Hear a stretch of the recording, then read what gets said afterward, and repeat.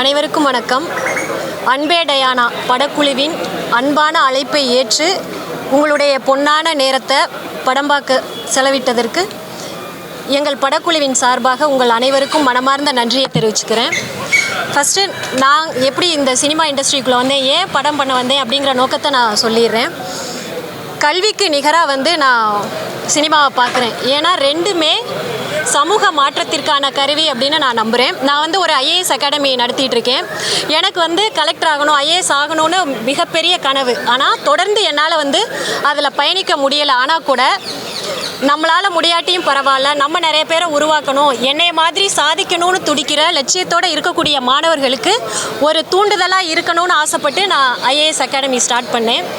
எப்படி சத்யா ஐஏஎஸ் அகாடமியில் பல்வேறு பின்னணியிலிருந்து வரக்கூடிய மாணவர்களை சிறந்த ஆளுமைகளாக உருவாக்குறதையே நோக்கமாக கொண்டு செயல்பட்டுக்கிட்டு இருக்கோமோ, அதே போல தான் சிறந்த படைப்புகளையும் படைப்பாளிகளையும் உருவாக்கணுங்கிற நோக்கத்தோட நியோ கேசில் கிரியேஷன் தயாரிப்பு நிறுவனம் உருவாக்கப்பட்டிருக்கு. எப்படி மில்லியன் டாலரோடு சேர்ந்து நியோ கேசில் கிரியேஷன் அப்படின்னு பார்த்தீங்கன்னா, என்னோட நோக்கமும் $1 மில்லியன் தம்பி யுவராஜோட நோக்கமும் ஒரே மாதிரி இருந்துச்சு. ஸோ நம்மளோட அறிமுகம் ஃபஸ்ட்டு வர்றது படம் $1 மில்லியன் சேர்ந்து பண்ணினா நல்லா இருக்கும் அப்படின்னு நினச்சி தம்பிக்கிட்ட பேசினேன். ஸோ அப்படி தான் நான் $1 மில்லியன் சேர்ந்து நாங்கள் படம் பண்ணோம். தம்பி யுவராஜை எனக்கு அறிமுகப்படுத்தினது டைரக்டர் இரா சரவணன் சார் தான். அடுத்து அன்பே டயானா படத்தை பற்றி சொல்லணுன்னா, இது குடும்பமாக சேர்ந்து பார்த்து ரசிக்கக்கூடிய படமாக இருக்கும் கண்டிப்பாக.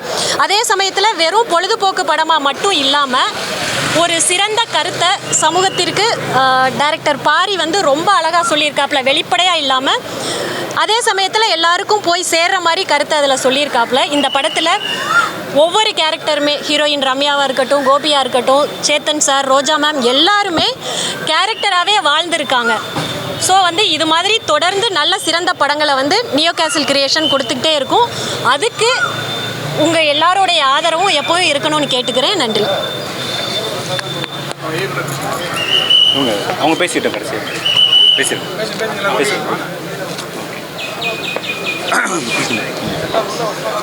அனைவருக்கும் வணக்கம். ஸோ இது அன்பே டயானா இந்த படத்தில் நான் பெங்களூர் பாபா அப்படிங்கிற ஒரு கேரக்டர் பண்ணியிருக்கேன். இந்த வாய்ப்பை எனக்கு கொடுத்த அனைவருக்கும் நன்றி. அதே மாதிரி உங்களோட தான் ப்ரெஸ் அண்ட் எல்லாருமே நீங்கள் படம் பார்த்துருப்பீங்க. எப்படி இருந்துச்சோ கொஞ்சம் என்னோட கேரக்டர் கொஞ்சம் தூக்கிங்க என்று கேட்டுக்கொள்கிறேன். இல்லை, சும்மா விளையாட்டுக்கு சொன்னேன். மற்றபடி ரொம்ப படம் பார்த்துருப்பீங்க, உங்களுக்கு பிடிச்சிருக்குன்னு நம்புகிறோம். அதுமாதிரி $1 மில்லியன் அண்ட் சத்யா மேம் எல்லாருக்குமே ரொம்ப நன்றி. என்னை நம்பி இந்த கேரக்டர் கொடுத்ததுக்கு பாரி ப்ரோவுக்கும் ரொம்ப நன்றி. எல்லாருக்கும் வணக்கம். இந்த படத்தில் ஹீரோயினாக மேஜிக் டயானா கொன்சால்வஸ் அப்படின்ற Anglo Indian girl from Perambur அந்த கேரக்டர் நான் பண்ணியிருக்கேன். அண்ட் இந்த ஆப்பர்ச்சுனிட்டி கொடுத்த $1 மில்லியன் அண்ட் நியோ கேசில் மேம்க்கு ரொம்ப நன்றி. அண்ட் பாரி ரொம்ப அழகாக இந்த கேரக்டர் இந்த படமும் எழுதியிருந்தார். அண்ட் என் கேரக்டரும் ரொம்ப அழகாக வடிவமைச்சிருந்தாங்க. இந்த ரோல் ப்ளே பண்ணுறது எனக்கு ரொம்ப ரொம்ப சந்தோஷமாக இருந்தது. ப்ரெஸ் அண்ட் மீடியா எல்லோரும் படம் பார்த்துருப்பீங்க, உங்கள் எல்லாருக்கும் பிடிக்கும்னு நம்புகிறேன். உங்களோட சப்போர்ட்டை தயவுசெய்து இந்த படத்துக்கு கொடுங்க. Thank you so much. எல்லாருக்கும் வணக்கம். ரொம்ப சந்தோஷமான ஈவினிங்காக இருக்குது. இந்த பயணம்ன்றது ஜமால் ஆரம்பிச்சது அப்படின்னு நினச்சிங்கன்னா அது இல்லை. 2013 ஆக்டிங் கிளாஸ் எப்போ சேர்ந்தனோ அதிலேருந்து ஆரம்பிச்சது. எல்லாமே இந்த பாத் ரொம்ப ரொம்ப கஷ்டமாக இருந்தது. சின்ன சின்ன கேரக்டர்ஸ் பண்ணி முகம் தெரியாமல் க்ரௌடில் நின்று அப்படி ஒன்றா பண்ணி தான் இந்த இடத்துக்கு வந்தோம். ஜமா பண்ணப்பையும் ரொம்ப நம்பிக்கையோடு தான் நாங்கள் உங்களெல்லாம் சந்தித்து தேட்டரில் போய் பார்த்தோம். ஜமா தேட்டருக்கெலாம் பெருசாக ஒரு ரீச் இல்லை. பட் இந்த அன்பே டயானா முழுக்க தேட்டரிக்கலுக்காக எடுக்கப்பட்ட ஒரு படம் தான். இவங்க ப்ரெஸ் பீப்புள் நீங்கள் எல்லாருமே இதை நீங்கள் சப்போர்ட் பண்ணது, இந்த ஈவினிங் நீங்கள் என்ஜாய் பண்ணி பார்த்தது பயங்கர ஓவர்வெல்மிங்காக இருந்தது எனக்கு. ஏன்னா என்ன மாதிரி வளர்ந்து வர்ற கலைஞர்களுக்கு எல்லாருமே இது ஒரு பெரிய சப்போர்ட்டாக இருக்கும். ஏன்னா நீங்கள் எழுத போகிற ஒரு வார்த்தையும் தான் மக்களுக்கு ஒரு பெரிய நம்பிக்கையை கொடுக்கும் அப்படின்னு நம்புகிறோம்.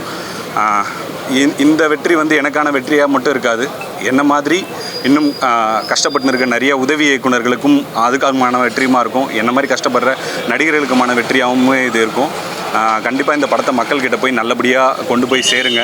உங்கள் எல்லாருக்கும் படம் பிடிச்சிருக்கு அப்படின்றத நீங்கள் சொன்ன வார்த்தைகள்லேருந்தே எங்களால் எழுத்துக்க முடியுது. கண்டிப்பாக இந்த படத்தை உங்களால் எவ்வளோக்கு எவ்வளோ சப்போர்ட் பண்ண முடியுமோ நீங்கள் சப்போர்ட் பண்ணி கொடுக்கணும். தேங்க்யூ. படத்தில் தெலுங்கும் இருக்குது, கன்னடா இருக்குது, ஹிந்தி இருக்குது, இங்கிலீஷ் இருக்குது, மலையாளம்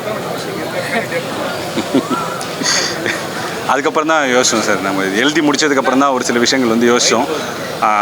மலையாளமும் வச்சுருக்கலாமே அப்படிங்கிறது. பட் அடுத்து எதனா ஒன்று மலையாளத்துக்கு ஸ்பெஷலாக ஒரு படம் பண்ணிடலாம் அப்படின்றது தான் சார்.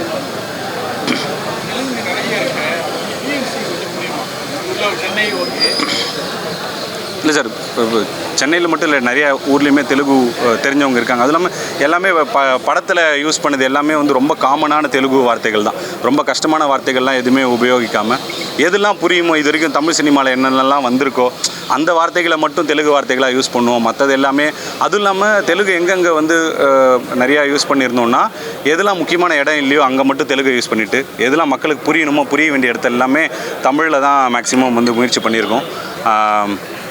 கண்டிப்பாக இது எல்லாருக்கும் பிடிக்கும் அப்படின்னு, புரியாத அளவுக்கு இல்லாமல் கண்டிப்பாக பிடிக்கும்னு நம்புகிறேன். சார், படத்தோட கடைசி 10 நிமிஷம் மொத்த ஆடியன்ஸே கலகலப்பாக வச்சுருந்துருக்கு. தேங்க்யூ. கடைசி 10 ரொம்ப சிறப்பாக இருந்துச்சு. ஜமா அப்படின்ற வந்து வித்தியாசமான தோணர். உங்கள் முழு திறமையை வெளியே காட்டியிருந்தீங்க. நிறைய பேர் உங்களுக்கு பாராட்டினாங்க, இந்த மாதிரி ஒரு கலைஞர் இருக்கலாம்.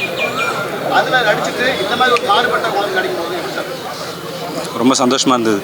ஏன்னா முதல்ல வந்து பாரினா அந்த மூஞ்சி தெரியணும் அப்படிங்கிறதுக்காக தெரியப்பட்ட படம் இதுவாக தான் இருக்கும்னு நினைக்கிறேன். ஏன்னா ஜமா பண்ணப்பையும் பெருசாக வெளியில் நான் தான் அதை பண்ணேன் அப்படிங்கிறது வந்து பெருசாக தெரியல. பாட்டில் ராதா பண்ணப்பையும் அப்படி தான் இருந்தது. முறையாக வந்து இப்படி ஒரு ரோல் நம்மளோட நம்மளாக நடிக்கிறது அப்படிங்கிறது முதல்ல ரொம்ப சந்தோஷமான விஷயமா இருந்தது. அதுவும் இல்லாமல் இந்த மாதிரி ஒரு கேரக்டர் வந்து நீங்கள் ஹீரோவாக பண்ணால் கரெக்டாக இருக்கும் அப்படின்னு நம்பின $1 மில்லியன் யுவராஜ் ப்ரோக்கும் நான் இந்த டைமில் தேங்க் பண்ணிக்கிறேன். சரி, ஒரு வகையில்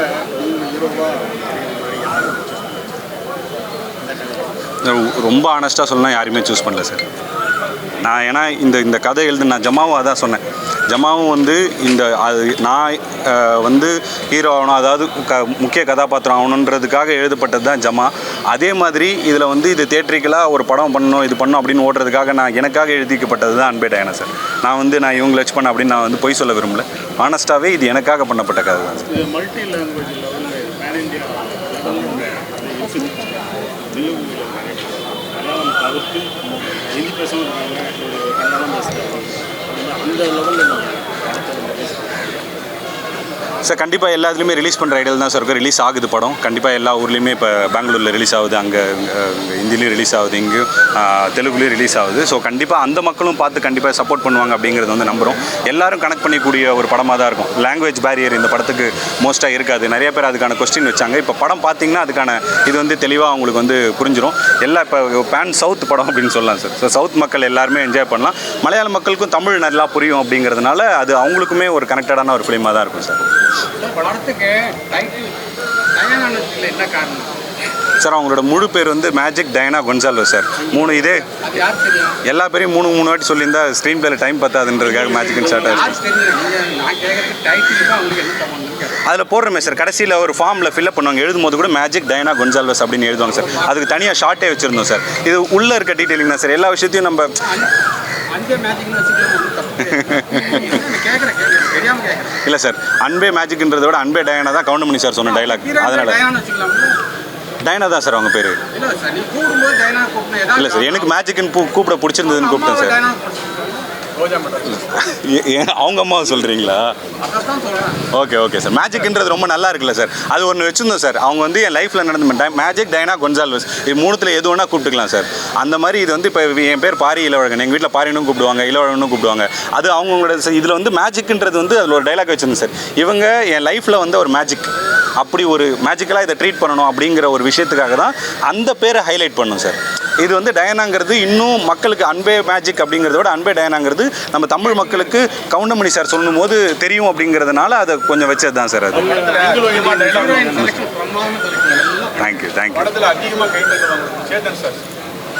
உண்மையிலே நிஜ பார்த்த கேரக்டர் இவர் ரெண்டுமே நீங்கள் நிஜ வாழ்க்கையிலேருந்து பார்த்ததா கற்பனை எடுத்து சார்? நிஜ வாழ்க்கையிலேருந்து எடுத்தது தான் சார். இவர் வந்து என்னோட நண்பர் ஒருத்தர் இருக்கார்.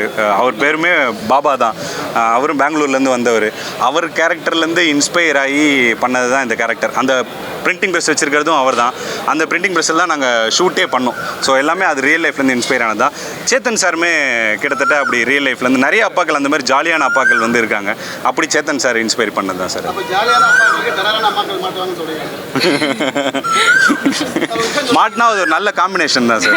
ஒரு விஷயம் சொல்லியிருந்தீங்க, இன்னைக்கு நிறைய பசங்க வந்து பல விஷயங்களை வெளியே சொல்ல முடியாமல் தவிக்கிறாங்க அப்படின்னு சொன்னீங்க. அப்போ எல்லா வீட்லேயும் அம்மாக்கள் இந்த மாதிரி தான் சொல்ல விடாத அளவுக்கு கண்டிஷன் பண்ணி வைக்கிறாங்க.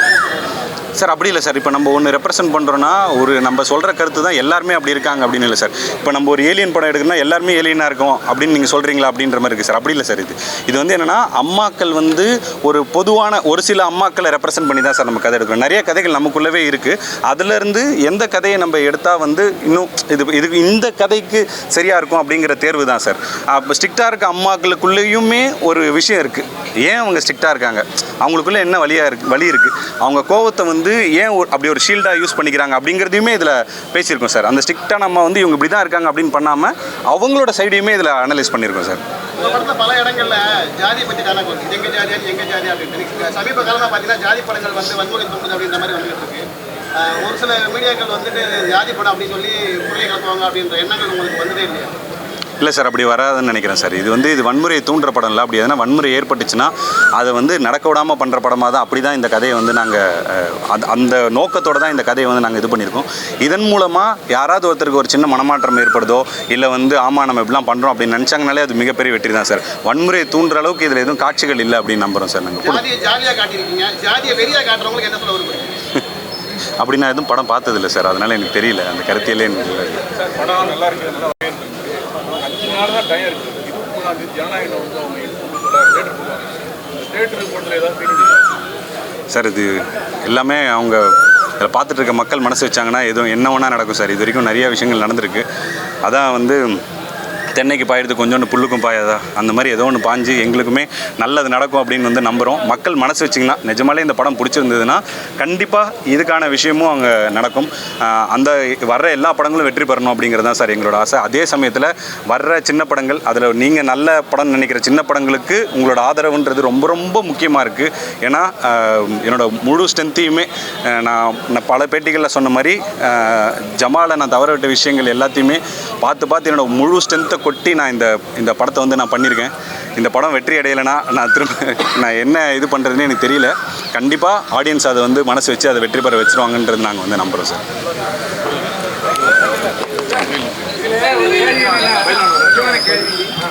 அவர் கல்யாணத்துக்கு அவர் அப்படி போஸ்ட் வச்சிருக்காரு.